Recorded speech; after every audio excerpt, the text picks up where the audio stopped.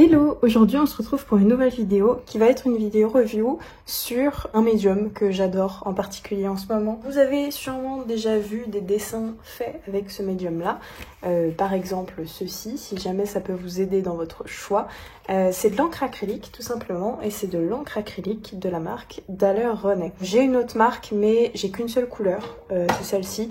Donc j'ai pas assez de couleurs encore pour vous faire un comparatif des deux marques. Mais j'adore cette marque, je la trouve facilement. Quand je vais à Cultura, elle y est. Donc ça me permet de pouvoir acheter plusieurs couleurs et facilement surtout. Je commence à accumuler un peu de couleurs, même s'il y a des couleurs que j'utilise beaucoup plus que d'autres. Là c'est des flacons vides et on va faire une petite expérience ensemble à la fin de la vidéo d'ailleurs.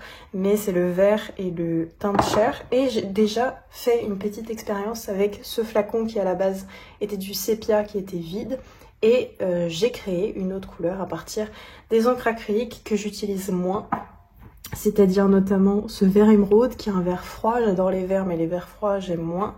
Celui-ci aussi qui est le cyan, là le magenta. Donc on va voir si on peut pas mélanger des couleurs que je n'utilise très peu avec ces fioles vides. Mais on va dans cette vidéo, déjà je vais vous les présenter, savoir ce que c'est, quel rendu ça a, ce que ça fait sur le papier tout simplement, la pigmentation etc. Et je vais vous swatcher un peu toutes les couleurs que j'ai. Même si je n'ai clairement pas toutes les couleurs. Il y en a une que j'aimerais bien aussi qui me manque, enfin quelques-unes.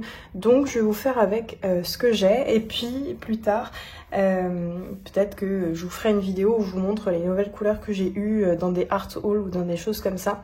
Donc voilà, on va commencer directement. Tout d'abord, de l'encre acrylique, c'est quoi? C'est de l'encre, donc quelque chose de liquide, qui est de l'acrylique, donc c'est-à-dire qu'elle a un fini qui est plutôt mat, et c'est une encre qui est waterproof. Donc vous avez beau mettre de l'eau par-dessus, l'encre ne va pas se diluer comme on pourrait le voir sur des encres par exemple aquarelle. Ici vous avez les petites indications de si c'est transparent ou si c'est opaque, parce que en général, ce sont des encres quand même qui sont plutôt opaques.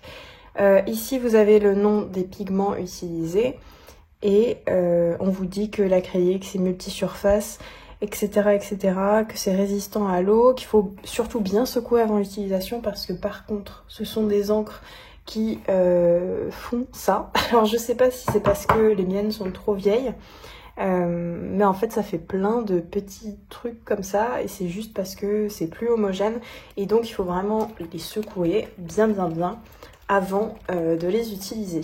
Donc ça faut le faire souvent par contre, donc ça peut être un peu contraignant pour certaines personnes, pour moi pas du tout. C'est toujours bon à savoir sur ce type de médium qu'il faut vraiment les remuer parce que sinon quand vous allez ouvrir vous allez avoir plein de grumeaux comme ça et c'est pas top quand on peint d'avoir des grumeaux dans sa peinture, n'est-ce pas? Les encres acryliques ont 45 couleurs, dont 6 fluo et 6 scintillants.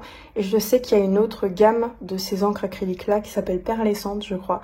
Mais nous, on va s'attaquer que aux couleurs parce que les trucs à paillettes, moi je m'en fiche un peu. Ce sont des encres qui ont une excellente résistance à la lumière, sauf pour les fluos, mais ça dans toutes les marques, les fluos, à chaque fois, ça n'a pas une bonne résistance à la lumière. On le voit ici, en fait, les 3 étoiles, ça veut dire que ça a une excellente résistance à la lumière.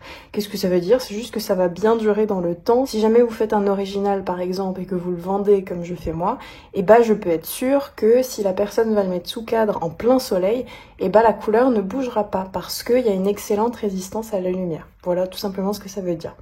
Les pigments souvent ce sont des pigments mélangés, donc il y a très peu d'encre monopigmentaire, vous voyez. C'est que des pigments mélangés, donc ça à voir si vous aimez bien ou pas. Mais par contre quand on les mélange entre elles, ça ne crée pas des couleurs trop boueuses on va dire, parce que je le fais tout le temps. Et vous voyez que quand je les mélange et que j'essaye de les dissoudre entre elles, et bah ça va, ça ne crée pas des couleurs un peu bizarres. Donc ça c'est un bon point. Aussi, donc je vous l'ai dit, elles sont waterproof, c'est-à-dire que si on met de l'eau par-dessus, elles ne se diluent pas. Donc on va faire plein de tests avec ces encres, on va les mettre au défi, même si bon je sais que elles ne vont pas trop me décevoir parce que ça fait des années que je les utilise. Pour la petite histoire, je les avais achetées il y a des années, je les utilisais très peu, ou en tout cas pas du tout dans ce que je fais maintenant, et maintenant je l'utilise tous les jours de ma vie, cette encre. Aussi, je dessine sur papier, mais avec ces encres-là, on peut dessiner, je crois, sur du papier, du carton et même du verre et du bois. Donc c'est vraiment sur tout type de support, j'ai l'impression, donc ça c'est vraiment cool.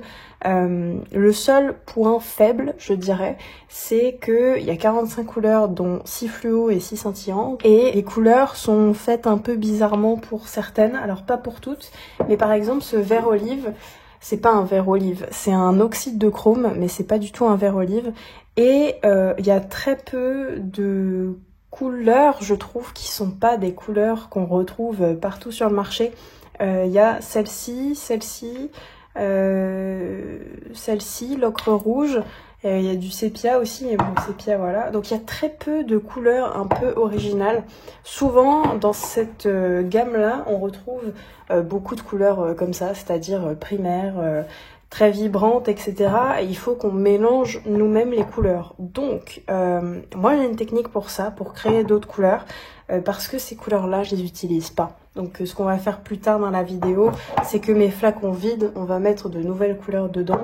Mais vous voyez, j'aurais préféré peut-être un bleu ciel, histoire de faire mes ciels avec de l'encre acrylique aussi, parce que ça c'est de la gouache, donc si je passe de l'eau dessus, c'est finito pipo.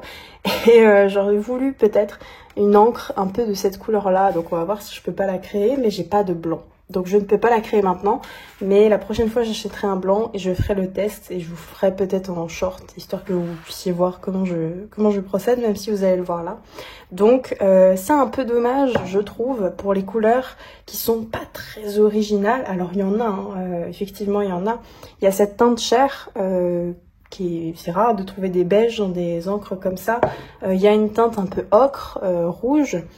Il y a aussi ce vert, bon ils auraient dû l'appeler autrement que vert olive je trouve, mais ce vert est aussi très joli. Ils ont un brun antilope aussi je crois, que j'ai pas mais que j'aimerais bien tester.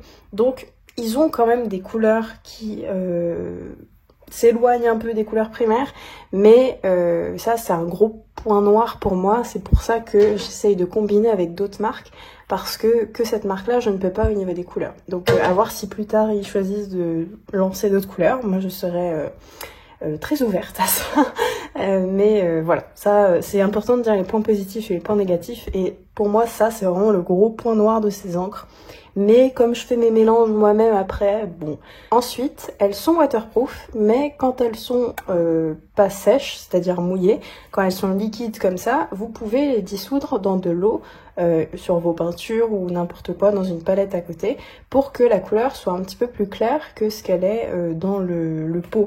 Exemple, vous voulez un beige très très clair, bah, vous mettez un peu d'eau, comme de l'aquarelle finalement, et ça va vous diluer un peu la peinture. Aussi, truc à savoir, n'essayez pas de mettre votre pinceau directement dans le tube. En fait c'est très bien fait, il y a une pipette, vous voyez, et donc on fait ça sur soit notre peinture ici, soit une palette à côté. C'est de l'encre acrylique, donc les palettes en plastique vaut mieux éviter parce que sinon ça sèche, c'est une galère à nettoyer. Mais les petites pipettes comme ça c'est très pratique. Et je vous dis ça pourquoi? Je vous dis ça parce que si on s'amuse à tremper le pinceau dedans et que le pinceau n'a qu'un tout petit peu d'eau ou est mouillé, bah, ça va diluer toute votre encre à l'intérieur et ça va plus avoir la même gueule une fois mis sur le papier. Donc ça c'est très important, ne mettez pas vos pinceaux, même s'ils sont un tout petit peu mouillés, un tout petit peu humides, n'essayez pas de les mettre dans vos pots de peinture, ou alors vous prenez un pinceau neuf qui n'a pas été trempé dans l'eau avant et vous faites votre truc avec le pinceau qui n'est pas mouillé. C'est très important, parce que sinon ça peut vite gâcher vos encres. Donc on va faire des tests avec des couleurs par-dessus et tout, mais vous allez voir que ces encres sont quand même pas mal à ce niveau-là pour faire du mix média. Ces encres ne vont pas convenir à tout le monde parce que le format encre est un petit peu particulier, vous allez le voir, mais moi j'adore. Donc c'est pour ça que je vous les présente, parce que vraiment je trouve ça trop bien, les encres acryliques. Donc on va prendre ceci, et je vais vous faire tout d'abord le nuancier des couleurs que j'ai déjà, et après on fera les tests couleurs. Donc tic tic tic, voilà, hop, voilà, j'ai à peu près tout mis dans l'ordre, et donc on va commencer par la première teinte Donc, on va prendre un pot d'eau aussi et notre petit pinceau. Alors, pour le pinceau, c'est un truc tout bête, hein, tout basique. C'est un Bosner Da Vinci. Je suis même pas sûre qu'il existe encore parce qu'il est très très vieux. C'est tout simplement un pinceau rond, mais n'importe quel pinceau qui soit un peu souple, ça marche. Ce que je vais faire, c'est que je vais mettre une goutte sur mon papier. Hop. Pas besoin de plus, je pense. Et... c'est peut-être un peu gros ça. Prendre la taille en dessous. Hop, donc ça c'est la taille 4. Et donc là je mets sans eau. C'est-à-dire que je prends juste l'encre comme elle vient. C'est diluable à l'eau, hein, je vous l'ai dit. Sauf quand c'est sec, évidemment, puisque c'est waterproof. Mais vous pouvez très bien rajouter de l'eau. C'est juste que moi je les utilise jamais avec de l'eau. Pensez bien à refermer à chaque fois vos encres pour éviter qu'elles ne sèchent. Hein, parce que ça peut arriver. Hop, donc surtout on mélange bien avant d'utiliser ces encres parce que sinon vous allez avoir des mauvaises surprises, je pense. Alors celle-là est très très vieille, donc le truc à coller un peu, voilà.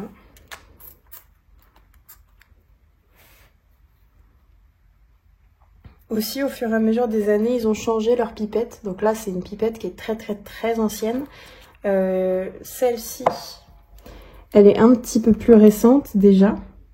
Et la plus récente, j'ai l'impression, dans ce que j'ai vu dans les magasins, c'est celle-ci.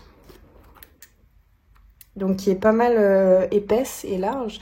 Mais c'est vraiment pas la meilleure, je trouve, parce que l'encre sèche à l'intérieur. Donc bon, ça c'est qu'un détail, vous me direz, mais je préférais les pipettes d'avant. Si jamais la marque passe sur cette vidéo, enfin je pense pas, hein, il y a très peu de probabilité.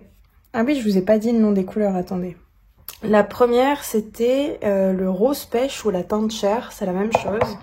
C'est juste que ils ont changé le nom, je sais pas pourquoi. Ensuite, il y a le jaune citron, donc, que j'ai essayé ici, qui est très très très lumineux. Ensuite, on a le ocre, pareil, hein, on remue bien.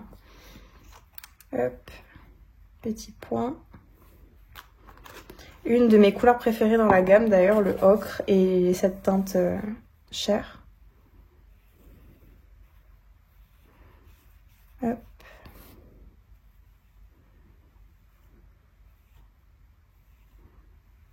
Ensuite, on a le orange flamme. Hop.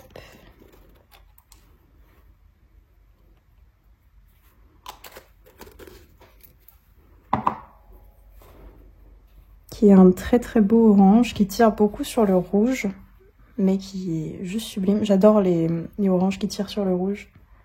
Je trouve ça vraiment trop beau. Ensuite, ça je vais pas vous le swatcher, en tout cas pas ici dans le nuancier parce que ça va un peu perturber. C'est une couleur que j'ai créée moi-même. Donc on va l'enlever et puis je vous la montrerai après si vous voulez voir ce que ça donne. Mais on va faire que les couleurs qui existent dans leur gamme quand même. Hop. Donc là on a le ocre rouge. Tac.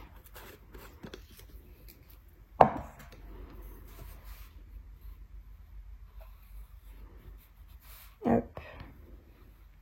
Qui je trouve manque de rouge. C'est pour ça qu'après j'ai un peu transformé cette couleur là pour la couleur que vous avez vue juste avant. Parce que je la trouvais pas assez ocre rouge, vous voyez. C'est un ocre rouge très très foncé ça. Mais je trouve que ça manque un peu de rouge dans mes goûts personnels. Hein. Après, rien à voir avec la marque. Hein. Mais je sais pas, je préfère quand les ocres rouges sont vraiment rouges. Ensuite... on teste le sépia et vous voyez les pipettes, comment elles sont épaisses là. Je préférais celles d'avant, je vous le dis.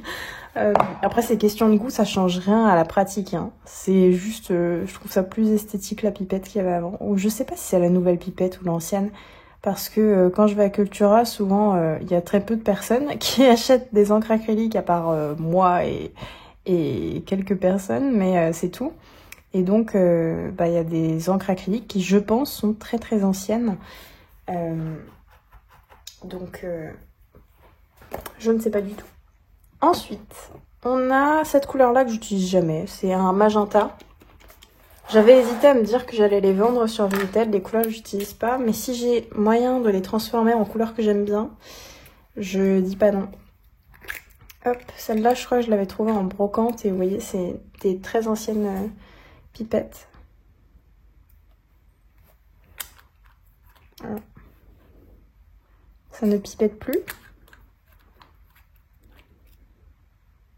Non, ça ne pipette plus. Écoutez, donc on va faire comme on peut. Hop.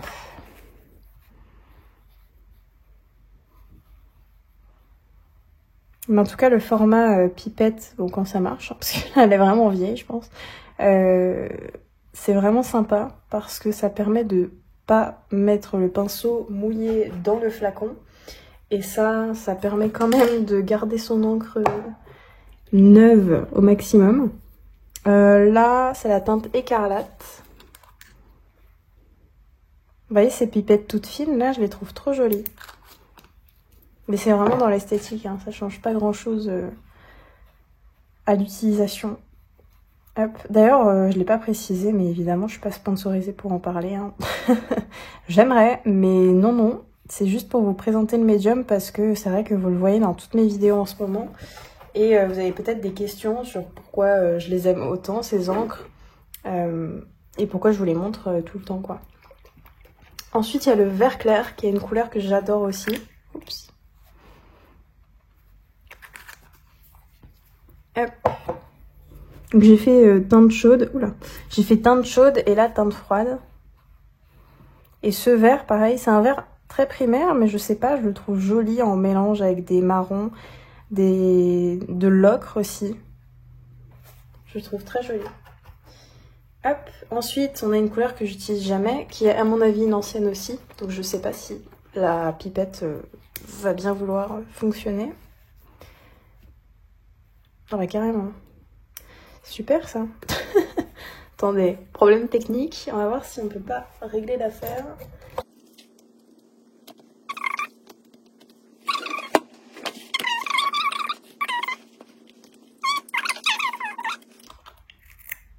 Je pense que, pareil, la pipette... Ah si, ne fonctionne plus. Si, ça va. Ça va.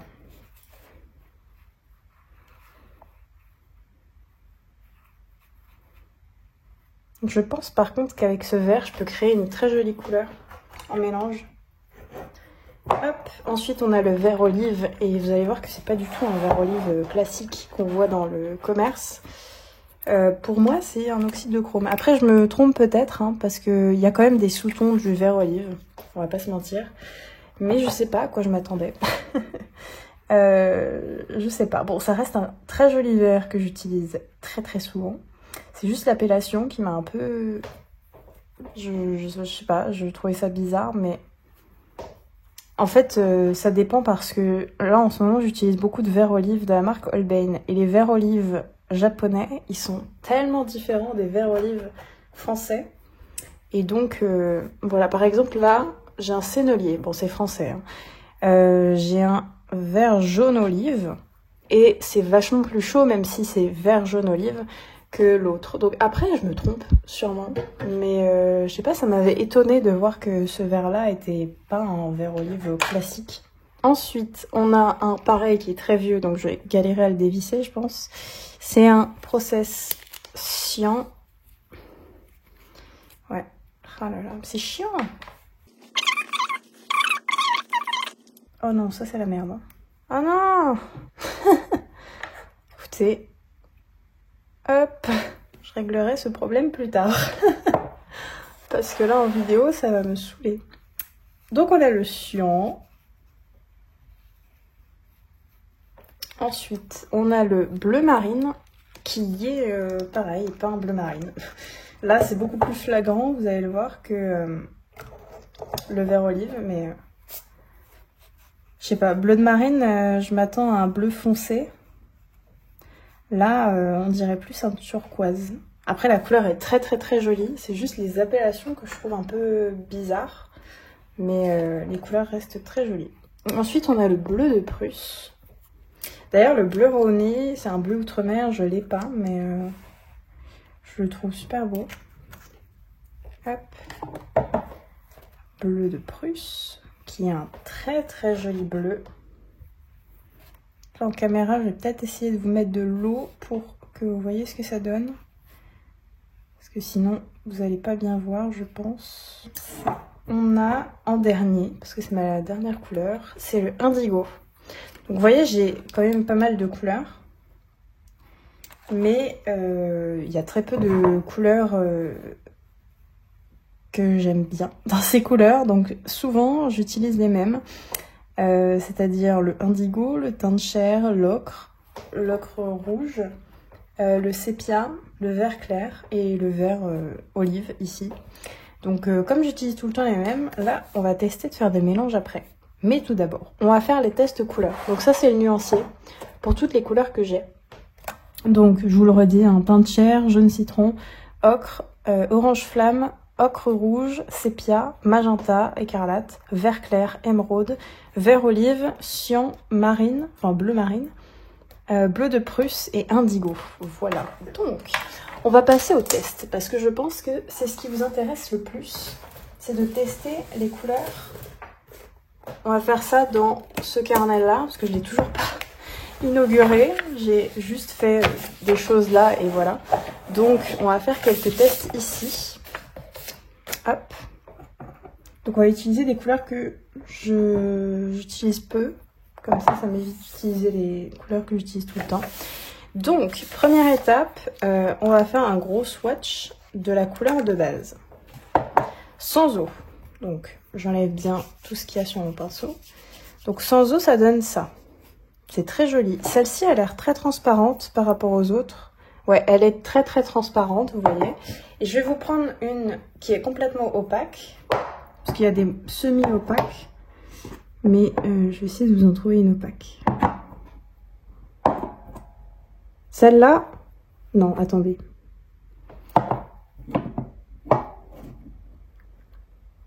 Celle-là est opaque. Vous voyez, carré noir. Hop, je mélange bien. J'enlève toute l'eau. Je fais ma petite forme.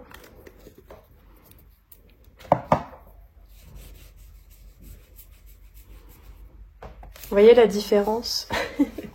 Là, on voit le blanc du papier et là, on le voit absolument pas.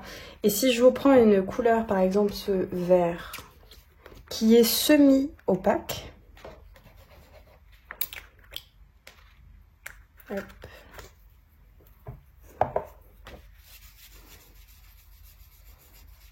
C'est exactement entre les deux. Donc, ça c'est intéressant à savoir parce que j'essaye d'utiliser que des couleurs semi-opaques ou opaques parce que les couleurs transparentes comme ça, je trouve que ça fait trop aquarelle et moi j'ai du mal. Donc vous voyez dans mes couleurs préférées, semi-opaque, semi-opaque, opaque, semi, etc., etc. Et le indigo il est quoi? Le indigo est opaque. Donc comme ça, vous voyez un peu ce que... Je me rends compte en même temps que j'utilise que des couleurs opaques. C'est pas fait exprès, parce qu'au début, je voulais juste... Parce que c'est ces couleurs-là que j'aime bien, et voilà. Mais écoutez, ça prouve vraiment que je préfère l'opacité. Donc, c'est pas plus mal de vous montrer. Alors, on va faire des grands swatchs ici.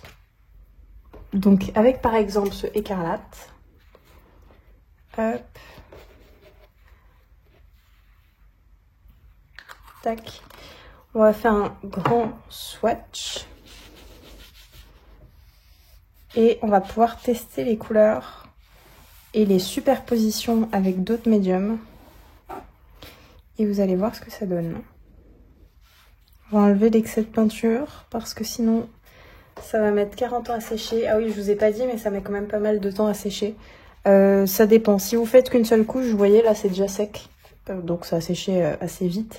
Mais si vous faites du mix média comme moi et vous vous amusez à faire des points et les mélanger, ça met un temps fou à sécher parce qu'il y a énormément de peinture. Donc ça après, c'est à vous de voir ce que vous préférez ou pas. Et pareil, on va mettre cette couleur-là pour faire un truc opaque et transparent. Et vous montrer un peu ce que ça donne. Hop, hop, hop, hop, hop. Pareil, cette encre est assez vieille. Donc, elle galère un peu. Je vais rajouter un peu d'eau quand même parce que là, ça va être très bizarre. Sinon, hop, j'ai rajouté un tout petit peu d'eau et vous voyez que c'est déjà mieux. Donc, ce qu'on va faire, c'est qu'on va tester tout d'abord si on peut superposer les couches. Là, c'est une couleur opaque. Par-dessus, je vais mettre une autre couleur opaque.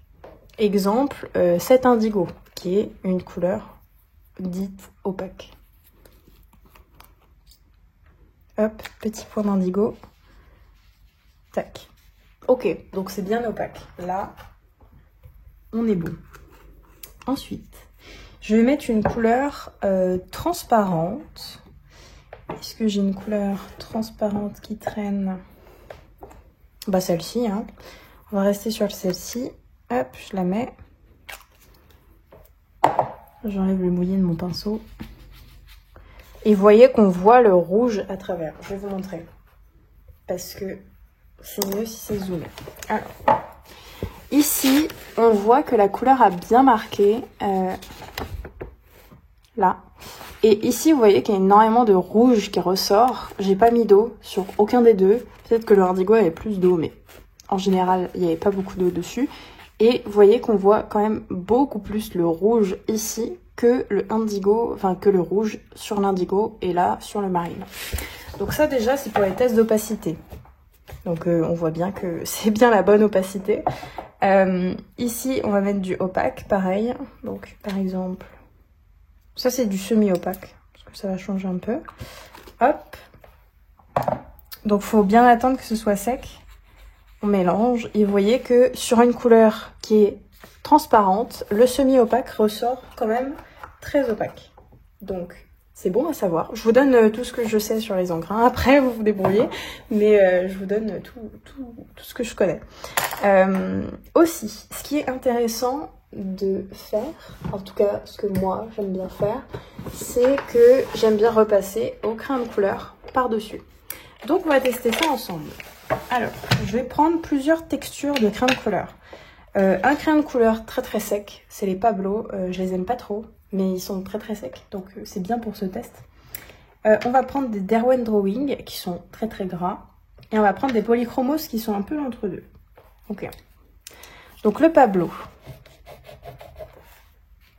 On voit qu'il n'arrive pas à se mettre. Pourtant, à côté, il se met, hein, mais il est vraiment très très sec. Donc, vous voyez que ça fait plus de trous dans le papier qu'autre chose. Le Polychromos, pareil, ça fait des trous. En fait, c'est vraiment pas fait pour les crayons de couleur, les encres acryliques. Mais vous vous en rendez bien compte ici. Là, un petit peu moins quand même, vous voyez. En fait, moins votre couleur va être épaisse, donc les couleurs qui sont diluées, elles arrivent beaucoup mieux à accepter le crayon de couleur que les couleurs très très opaques. Là, vous voyez qu'on y arrive facilement, alors qu'ici, très très opaque, donc très très épaisse, on n'y arrive pas. Donc, hop. Et le Derwent Drawing, on y arrive mieux, vous voyez, on peut faire carrément un aplat. Aplat qui va faire ce qu'on appelle des patchs. Vous voyez, des formes comme ça, disgracieuses. Mais par contre, sur les autres couleurs qui sont un petit peu plus diluées et en une seule couche et très fine, et bah on voit que ça marque bien. Ici, pareil, c'est une couleur qui est transparente, donc ça marque bien. Voilà, vous avez un peu le test crayon de couleur. Et moi, ce que j'utilise, c'est le test des Neocolor. Donc, je prends des Neocolor qui sont des pastels gras en forme de crayon. Et on va prendre une couleur claire, tiens. Et on va la passer sur l'encre acrylique. Et vous voyez que, épais ou pas, ça marche très très bien. D'où le fait que j'utilise des pastels par-dessus mes encres acryliques. Donc vous voyez que ça marche super bien. Alors, je peux le faire avec n'importe quelle couleur. Si je le fais avec une couleur foncée, hop, ça marche aussi, hein, évidemment. Tac, tac, tac, tac, tac, tac, tac, tac. Donc, les Neocolor, c'est une valeur sûre, on sait que ça marche. Et ce que je fais aussi, ce que j'aime bien faire, c'est de prendre un feutre acrylique. Et par-dessus mon encre acrylique, je passe mon feutre. Et des fois, je passe comme ça mon doigt. Et ça mélange les deux couleurs. Donc là, par exemple, si c'est mélangé au rouge, ça me donne un orangé. Parce qu'en fait, cette couleur-là devient transparente. Donc, imaginons, là, elle est opaque. Je fais ça. elle devient transparente. On voit le blanc du papier. Donc du coup, ça fait que même si cette couche-là de rouge est sèche, ça fait ressortir le rouge et donc ça crée une nouvelle couleur, même une fois sèche. Donc ça, je trouve ça très intéressant en peinture. Et donc, on peut mettre des couches par-dessus d'autres. Ici, par exemple, je prends un Liquitex. Bon, ça, c'est des feutres qui sont pas très très opaques, mais vous voyez que quand même, ça marche plutôt pas mal. Là, pareil, ça marche plutôt pas mal. Alors, sur un endroit qui est sec. Voilà. Ici. Ok, donc ça marche super bien. Voilà, je vous ai testé un peu tous les médiums que j'utilise de base. Et on peut tout à fait mettre de l'encre dite normale, donc là de l'encre Colorex par exemple, par-dessus de l'encre acrylique. C'est tout à fait possible. Donc là, hop, je mets une goutte. J'enlève l'eau. Hop. Et je mets par-dessus. C'est tout à fait possible. On va voir l'encre acrylique en transparence puisque les encres normales sont transparentes. Mais du coup, ça peut nous donner des effets qui sont très très sympas à essayer. Donc on a fait tous ces tests-là. Donc on voit quand même que en général, les encres acryliques sont quand même pas mal opaques. En tout cas, dans toutes les couleurs que j'ai, il y a plus de opaques et de semi-opaques que de transparentes. Je crois d'ailleurs que c'est ma seule transparente. Je vous dirai après vérification, mais je crois que c'est la seule. Et on voit que le crayon de couleur a du mal à accrocher s'il n'est pas très très gras, comme des néocolores. Les Derwent Drawing sont des crayons qui sont très très très très gras. Je vous ferai une vidéo dessus parce qu'ils sont vraiment cool. Les polychromos sont un peu plus secs, donc le polychromos sur des encres, si elles sont trop épaisses ou des couches trop épaisses, ça marche pas. Mais si c'est des fines couches, eh bien ça marche. Et le Pablo, donc un crayon qui est très très sec, on l'a vu ici, hein, ça ne marche pas sur le épais. Et sur le fin, ça marche, mais quand même très difficilement. Donc je vous conseille plus les crayons un peu gras sur ces encres-là. Et le néocolore, ça marche super bien, écoutez, on l'a vu. Aussi, on peut superposer plein de choses sur l'encre acrylique. Ce que je fais aussi souvent, c'est que je superpose de la gouache dessus. Donc là, tous mes trucs d'encre acrylique sont mouillés, donc on va éviter. Mais là, il y a un endroit sec, donc je vais juste vous montrer. Mais en gros, la gouache dessus, ça marche plutôt bien. Donc je pense que par-dessus, comme l'encre aquarelle, on peut mettre de l'aquarelle. Ça me semble logique. Ça va faire cet effet transparent et du fait que l'encre acrylique ressorte et que l'aquarelle soit juste un lavis par-dessus. Ou un jus, qu'on appelle ça normalement. Mais on peut un peu tout mettre sur de l'encre acrylique du moment que c'est un peu gras. On va essayer aussi des feutres. Hop, donc là c'est sec. Je mets le feutre. Hop. Qu'est-ce que je pourrais tester d'autre comme feutre? Un feutre foncé quand même. Donc le feutre, ça marche bien. Mais comme c'est pas très opaque, ça va juste vous faire le même effet que si c'était une aquarelle. Donc juste un feutre un petit peu plus transparent qui passe par-dessus. Donc, on va passer aux couleurs que je vais essayer de créer. Donc, il y a beaucoup de couleurs que j'aime pas. Je sais pas vraiment quelle couleur on va réussir à faire. Mais par exemple, cet émeraude, je pense qu'on pourrait facilement le transformer par un truc bien. Donc, on va mettre de l'émeraude ici. Et par exemple, je vais prendre le marine. Alors là, ça va être le moment amusement et je ne sais pas ce que je fais. Hein. Je vais vraiment être des tests de couleurs, voir si ça va bien ensemble ou pas. Hop. Ça nous donne une très jolie couleur, mais c'est pas une couleur qui me parle beaucoup. Donc, je vais voir si je peux pas rajouter quelque chose qui nous arrangerait un peu. Style du vert olive, parce que c'est un vert qui est quand même assez chaud. Hop.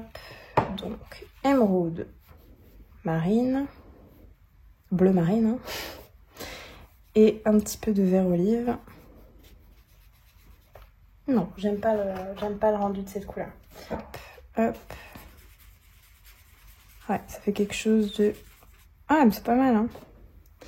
C'est vraiment pas mal. Si je rajoute une pointe de teinte chair dans cette couleur-là. Ah ouais. Ah ouais, ça me plaît beaucoup ça. Ça me plaît énormément. On dirait la couleur que j'utilise en Moloto pour faire mes lagons.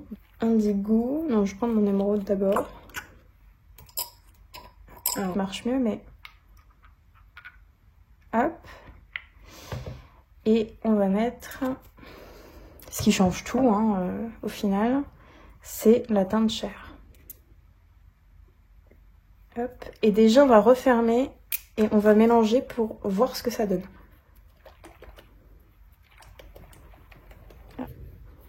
Ok, plus tard, je pense que je rajouterai du blanc parce que là, ça me paraît un peu trop foncé, mais comme j'ai pas de blanc, je peux pas faire autrement et je vais pas rajouter plus de teinte chair.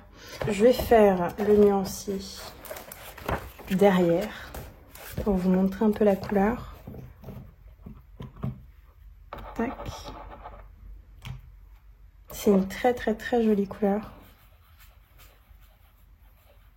Vous voyez, et je pense qu'avec du blanc, ça sera vraiment encore plus beau, même si là, c'est déjà très beau. Donc voilà, j'espère que cette vidéo vous a plu. En conclusion, ces encres, je les trouve très bien. Aussi, un point négatif que j'ai oublié de mentionner, c'est le prix, puisque c'est 7,39 € chez Cultura l'encre acrylique, une seule. Donc ça fait un peu cher si on veut prendre plusieurs couleurs. Après, si vous avez une palette de couleurs très restreinte, ça peut être une très bonne idée. Mais ça reste quand même des petites fioles très chères. Donc à voir si vous prenez les couleurs primaires, que vous les mélangez entre elles dans des fioles autres. Donc voilà, à part le coup, je les trouve très bien ces encres. Bonne résistance à la lumière, donc je les utilise pour mes originaux pour les vendre. Et très bonne opacité pour beaucoup de couleurs, donc ça m'arrange aussi. Les couleurs se diluent très bien et se mélangent très bien entre elles aussi. Donc c'est un très bon point. Vous l'avez compris, j'aime bien ces encres, mais je trouvais ça important de vous dire les points positifs et les points négatifs. Les deux points négatifs que je vois, c'est le prix et le manque d'originalité dans les couleurs. Et après, les points positifs, bah, c'est un peu tout le reste, j'ai envie de vous dire. Donc voilà pour ça. J'espère que cette vidéo vous a plu. Si vous voulez d'autres reviews de matériel ou de médium que j'utilise ou des trucs que vous voudriez que je teste, n'hésitez pas à le dire en commentaire. Et nous, on se retrouve la semaine prochaine pour une nouvelle vidéo. Ciao!